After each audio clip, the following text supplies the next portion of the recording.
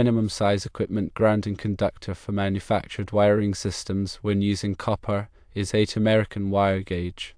Grounding is a critical aspect of electrical safety, designed to provide a low impedance path for fault currents to return to the source. This path facilitates the rapid operation of overcurrent protective devices, such as circuit breakers or fuses, by minimizing the risk of electrical shock and equipment damage. In manufactured wiring systems, where wiring is pre-assembled and often integrated into equipment or structures, the proper selection of grounding conductors is paramount. The National Electrical Code, or NEC, provides specific guidelines for grounding conductor sizes, ensuring that these conductors can safely carry the anticipated fault currents. When referring to the NEC, it's important to consult the latest edition, as codes are updated periodically to reflect new technologies and safety practices. The NEC outlines various tables and sections that address grounding requirements, including those specific to equipment grounding conductors. Equipment grounding conductors, or EGs, connect the non-current carrying metal parts of equipment, enclosures, and raceways to the grounding system at the service or separately derived source. Their primary function is to provide a path for fault current to flow back to the source, allowing the overcurrent protective device to trip and energize the circuit. The size of the equipment grounding conductor is determined by the size of the overcurrent protective device protecting the circuit. Larger overcurrent devices require larger grounding conductors to handle the higher fault currents. NEC Table 250.122 provides the minimum sizes for equipment grounding conductors based on the rating of the overcurrent protective device. For example, if a circuit is protected by a 20 amp overcurrent device, the minimum size equipment grounding conductor required by NEC Table 250.122 is 12 American wire gauge copper. If the overcurrent device is rated at 60 amps, the minimum size equipment grounding conductor is 10 American wire gauge copper. The 8 American wire gauge minimum for manufactured wiring systems acts as an exception to the standard rules. This exception addresses the specific conditions and potential risks associated with these pre-assembled wiring systems. The reasoning behind this requirement involves the potential for increased exposure to mechanical damage or environmental factors in manufactured wiring systems. The larger conductor size provides additional mechanical strength and corrosion resistance, enhancing the overall reliability and safety of the grounding system. In addition to the minimum size requirement, it's important to consider other factors when selecting equipment grounding conductors. These factors include the length of the conductor, the type of insulation, and the environmental conditions. Longer conductors will have a higher impedance, which can reduce the effectiveness of the grounding system. Therefore, it may be necessary to increase the size of the grounding conductor to compensate for the increased impedance. The type of insulation also plays a role in the selection of grounding conductors. Conductors with higher temperature ratings are generally preferred, as they can withstand higher fault currents without degrading. Environmental conditions, such as exposure to moisture or corrosive substances, can also affect the performance of grounding conductors. In such cases, it may be necessary to use conductors with special coatings or alloys to provide additional corrosion resistance. When installing equipment grounding conductors, it's important to follow proper installation practices. Conductors should be securely fastened to equipment and enclosures, and all connections should be made using approved connectors. The grounding conductor should be run in the same raceway or cable as the circuit conductors to minimize impedance. It is also important to ensure that the grounding conductor is continuous and unbroken. Splices are generally not permitted in equipment grounding conductors, as they can introduce additional impedance and reduce the effectiveness of the grounding system. In situations where splices are unavoidable, they must be made using approved methods that provide a reliable electrical connection.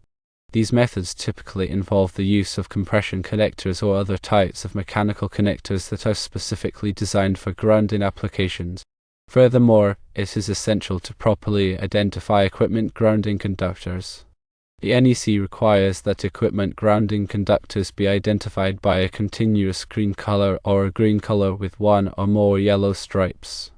This color coding helps to ensure that the correct conductor is used for grounding purposes and prevents accidental misconnections. In addition to the requirements for equipment grounding conductors, the NEC also addresses the grounding of specific types of equipment and systems. For example, there are specific requirements for grounding electrical panels, transformers, and generators.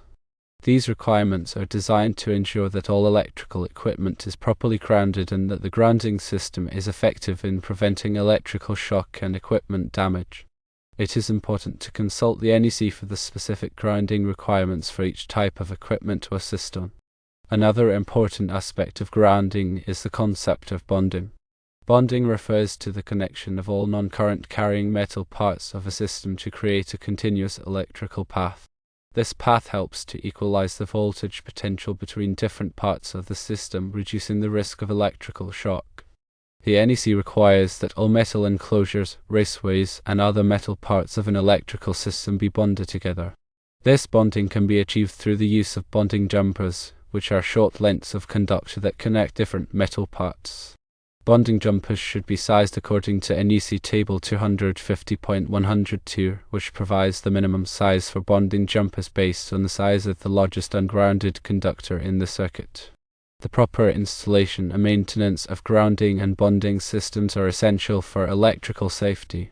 Grounding systems should be inspected regularly to ensure that all connections are tight and that there are no signs of corrosion or damage. Any deficiencies should be corrected promptly to maintain the effectiveness of the grounding system. In addition to visual inspections, it is also recommended to perform periodic testing of the grounding system. This testing can be used to verify the impedance of the grounding path and to ensure that the grounding system is capable of carrying the anticipated fault currents. There are various types of grounding testers available, ranging from simple impedance meters to more sophisticated fault loop impedance testers. These testers can provide valuable information about the condition of the grounding system and can help to identify potential problems before they lead to electrical hazards. Understanding the principles of grounding and bonding is crucial for anyone working with electrical systems. By following the guidelines outlined in the NEC and by implementing proper installation and maintenance practices, it is possible to create safe and reliable electrical systems that protect people and property from electrical hazards. In summary, the minimum size equipment grounding conductor for manufactured wiring systems is 8 American wire gauge copper. Grounding is a vital safety measure that provides a low impedance path for fault currents, enabling overcurrent devices to operate quickly and prevent electrical hazards. Always consult the latest edition of the NEC for specific grounding requirements and ensure that all grounding systems are properly installed and maintained. When working with electricity, always prioritize safety and follow all applicable codes and standards. It is also important to remember that electrical work should only be performed by qualified and licensed professionals. These professionals have the knowledge and experience necessary to safely install and maintain electrical systems. Attempting to perform electrical work without proper training can be dangerous and can lead to serious injury or even death. In addition to the technical aspects of grounding, it is also important to consider the human factors. The electrical safety training should be provided to all workers who may be exposed to electrical hazards. This training should cover topics such as the principles of grounding, the proper use of personal protective equipment, and the recognition of electrical hazards. By promoting a culture of safety, it is possible to reduce the risk of electrical accidents and create a safer working environment. Furthermore, it is essential to stay informed about the latest developments in electrical safety. New technologies and practices are constantly being developed, and it is important to keep up to date with these changes. This can be achieved through participation in industry conferences, reading trade publications, and taking continuing education courses. By staying informed, electrical professionals can ensure that they are providing the highest level of safety and service. The information provided here is for general guidance only and should not be considered a substitute for professional advice. Always consult with a qualified electrical engineer or contractor for specific recommendations regarding your electrical system. By following these guidelines, you can help to ensure the safety and reliability of your electrical system and protect yourself and others from electrical hazards. Remember, electricity is a powerful force that must be treated with respect. Always exercise caution and follow all applicable codes and standards when working with electrical systems.